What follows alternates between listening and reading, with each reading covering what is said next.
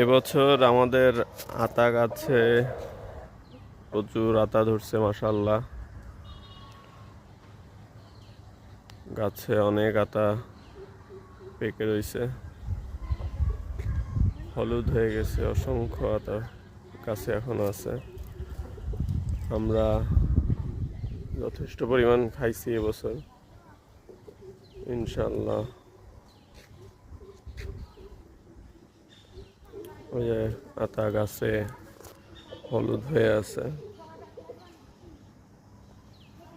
এখনো অসংখ্য আতা আছে গাছে। অধিকাংশই পাখিতে খেয়ে ফেলতেছে।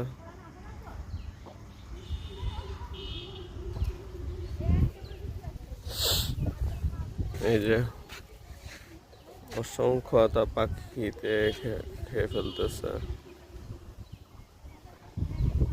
পাখিদের রিজিক পাখিরা খাচ্ছে, কোনো অসুবিধা নাই। আল্লাহ আমাদেরকে যতটুকু খাওয়ার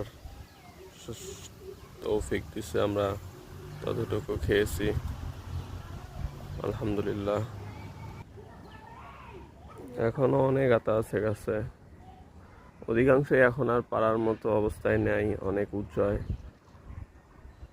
অনেক উঁচুতে থাকার কারণে এখন আর পারা সম্ভব হচ্ছে না। এই যে হলুদ হয়ে আছে গাছে আতা পেকে, এটা পারার মতো কোনো উপায় নাই। এটা পাখির রিজিক, পাখি খেয়ে ফেলবে। এই যে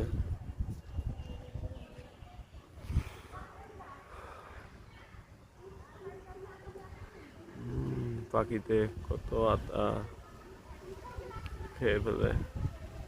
রাতের বেলায় বাদুড় খেয়ে ফেলে, দিনের বেলায় নানান রকম পাখি এসে আতাগুলো খেয়ে ফেলে।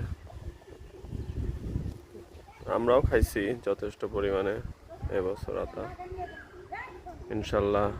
আল্লাহ বাঁচায় রাখলে সামনের বার আবার হবে।